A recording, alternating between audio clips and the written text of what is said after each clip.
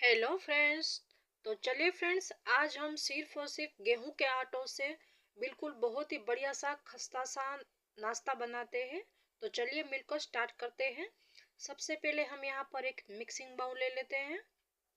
उसमें हम करीब 2 कटोरी जितना गेहूं का आटा ले लेते हैं। अगर आप नाप के लेंगे तो ये 250 से 300 ग्राम जितना होगा। इसमें हम स्वाद अनुसार नमक डाल लेते हैं। आधी चम्मच जितना साबुत जीरा डाल लेते हैं हम इसमें, और आधे ही चम्मच जितना हम इसके अंदर अजवाइन डाल लेते हैं। अजवाइन को हम थोड़ा सा हाथों से इस तरह से मसल कर डाल लेते हैं। अजवाइन हमारी पाचन शक्ति को बहुत ही अच्छा रखता है। और उसके बाद हम आधी चम्मच जितना काले तिल ले लेते हैं। थोड़े मसाले ले लेते हैं, आधी चम्मच जितना लाल मिर्च पाउडर और चुटकी भर जितना हल्दी पाउडर ले लेते हैं। और आधी चम्मच जितना हम इसके अंदर मैगी का मसाला लेते हैं। मैगी का मसाला इसमें बहुत ही अच्छा टेस्ट देगा।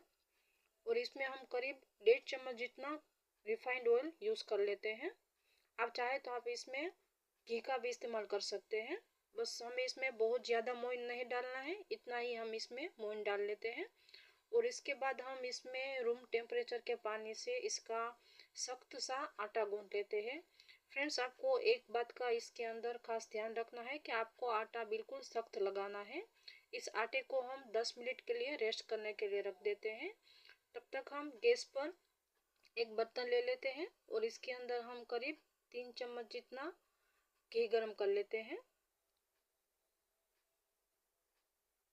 अगर आप चाहे तो आप घी की जगह इसे तेल में भी बना सकते हैं, लेकिन मैंने इसमें घी गरम किया है। घी में ये काफ़ी अच्छा बनेगा।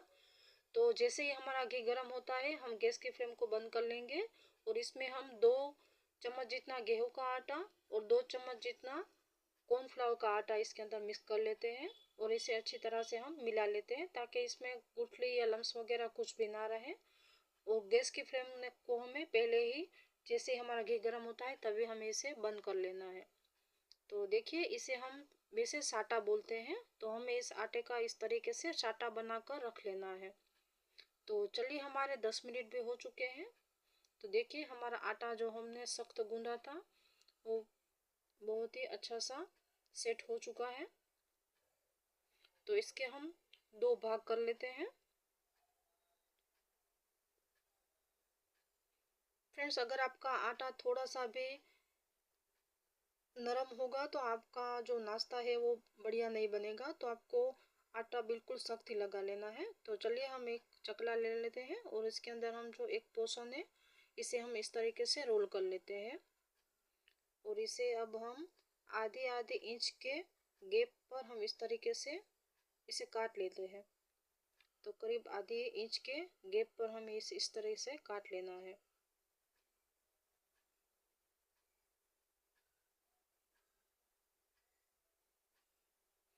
फ्रेंड्स, ये नाश्ता बहुत ही बढ़िया और खस्ता बनेगा। आपको ये खाने में बहुत ही अच्छा लगेगा। घर में बच्चे बड़े सभी को ये पसंद आएगा। आप इसे दिवाली में आराम से बनाकर स्टोर कर कर भी रख सकते हैं। तो देखिए, इस तरीके से हमने इसके पहिए काट कर रख दिए हैं। तो चलिए, एक हम यहाँ पर रखते हैं, दूसरे को हम ढककर साइड में एक बर्तन में रख लेते हैं। इसे हमें ढककर रखना है। तो इस आटे की हमें इस तरीके से गोल पूरी बना ले लें। पहले हम इसका अच्छी तरह से शेप दे लेते हैं ताकि ये कहीं से फटे वटे नहीं।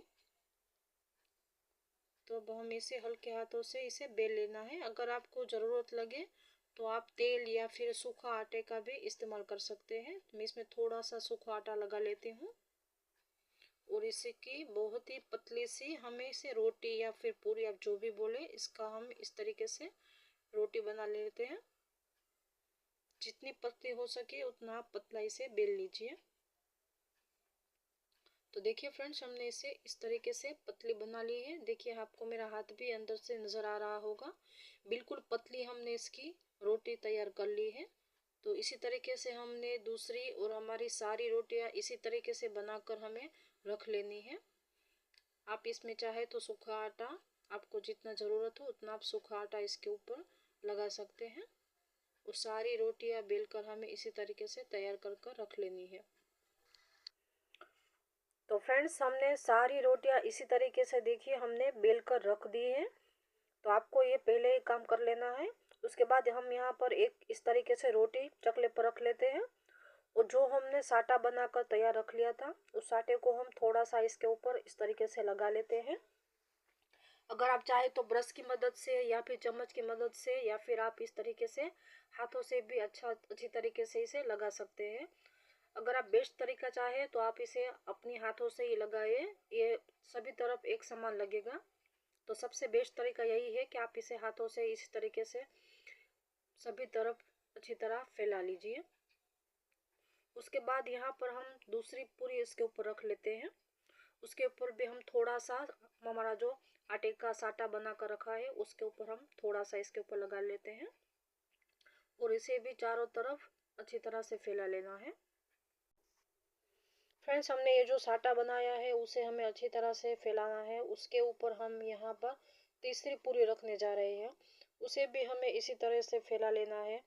उसके बाद हम चौथी पूरी उसके ऊपर रखते हैं, उसे भी हमें इसी तरह से फैला लेना है। और उसके बाद देखिए हमें इसे हाफ फोल्ड कर लेना है इस तरह से।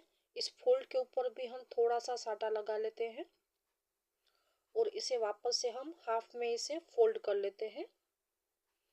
इसके ऊपर भी वापस से हमें थोड़ा सा साटा लगा लेना है। इसे भी हम थोड़ा सा फैला लेते हैं इस तरह से और इसे भी हम दो भागों में इस तरह से फोल्ड कर लेते हैं। देखिए इस तरह से हमें इसे फोल्ड कर लेना है। इससे हमारी जो नाश्ता है हमारा वो बहुत ही परतदार बनेगा, काफ़ी खस्ता बनेगा और खाने में तो लाजवाब बनेगा ही। आप इसे एक बार ज़रूर ट्राई करिए। देखिए इस तरह से हमें इसे बना कर रख लेना है और चलिए तब तक हम इसका दूसरा इस तरीके से ही हमारा नाश्ता जो है तैयार बनाकर रख लेते हैं। 4 पूरियाँ रखेंगे, इसके ऊपर साटा लगाते जाएंगे और इस तरीके से हमें फोल्ड बनाकर तैयार कर कर रख लेना है। तो चलिए मैं आपको सभी बनाकर इस तरीके से दिखा देती हूँ। तो करीब हमने इसमें 6 इस तरीके से हमने बनाकर रख लिए हैं। तो इन हमारे जो अभी तक का इतना नाश्ता जो हमारा कंप्लीट हुआ है इसे हमें 10 मिनट के लिए फ्रीज में रखना होगा। तो हमें इसे 10 मिनट के लिए फ्रीज में रख दिया था, तब भी हमने इसे बाहर निकाल लिया है। तो चलिए अब हम इसे एक चकले पर ले लेते हैं और इसका हमें इस तरीके से बेल लेना है। फ्रेंड्स, आपको इसे फ्रीज में 8 से 10 मिनट तक ही रखना है, इससे ज़्यादा आप इसे फ्रीज में मत रखना और इसे कम भी मत रखना। तो देखिए हमने इसका इस तरीके से पूरी मोटी मोटी सी थोड़ी बेलनी है। अब ना ही ज़्यादा पतली बेलेंगे और ना ही बहुत ज़्यादा मोटी इसकी रोटी बेलनी है। तो देखिए इस तरीके से इतनी मोटाई में हमने इसे बेल लिया है। तो इसके किनारे वगैरह थोड़े से फटेंगे क्योंकि काफ़ी खस्ता है इसकी वजह से और हमारा आटा भी बहुत सख्त है। तो आपको इसकी टेंशन बिल्कुल नहीं लेनी है क्योंकि हमें इसके किनारे जो है इसे हमें इस तरीके से शेप के लिए काटने ही पड़ेंगे। तो आपको इसे चाकू की मदद से चारों तरफ से एक समान काट लेना है। फ्रेंड्स, उसके बाद आप इसे कोई भी शेप दे सकते हैं। अगर आप चाहे तो इसे आप रेक्टेंगल भी शेप दे सकते हैं, ट्रायंगल भी शेप दे सकते हैं। अगर आप चाहे तो इसको आप स्क्वायर शेप में भी रख सकते हैं, जैसी आपकी मर्जी हो आप इसे उसी शेप में बना लीजिएगा।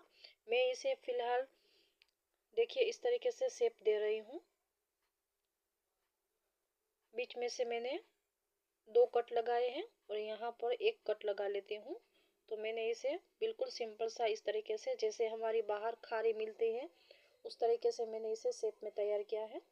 तो इसे हम फिलहाल एक प्लेट में निकाल लेते हैं और इसकी मोटाई आपने देखी, इतनी ही हमें इसकी मोटाई रखनी है। तो सारे हमने नाश्ता जो हमारा है इसी तरीके से हमने सारा हमारा तैयार कर कर रख लिया है। आपको ये तैयारी पहले कर कर रख लेनी है। तो चलिए अब हम गैस की तरफ चलते हैं। यहाँ पर हमने पहले से ही तेल गरम करने के लिए रख दिया था। फ्रेंड्स, आपको एक बात का ध्यान रखना है कि हमें तेल जो है बिल्कुल ज़्यादा गरम नहीं चाहिए, पर हल्का सा हमें गुनगुना सा तेल चाहिए। उसके बाद ही हमें इसमें हमारा जो नाश्ता है उसे हमें इसके अंदर डालना है। शुरू शुरू में हम 3 से 4 मिनट तक बिल्कुल लो फ्लेम पर हम इसे पकाएंगे। हल्का सा तेल हमारा गर्म होगा। आप इसे ज़्यादा गर्म तेल में आप इसे पकाएंगे तो ये ना तो परतदार बनेगी ना ही खस्ता बनेगी तो आपकी मेहनत बिल्कुल सभी पानी में चली जाएगी। तो आपको अगर खस्ता चाहिए और परतदार आपको ये नाश्ता चाहिए तो आपको इसे शुरू में 3 से 4 मिनट तक बिल्कुल लो फ्लेम पर ही आप इसे पकाएंगे और अपने आप ही इसे अभी हमको इसे घुमाना या कुछ भी नहीं करना है। देखिए अपने आप ही ये जो हमारा नाश्ता है वो फूल के ऊपर आ जाएगा। आप देखिए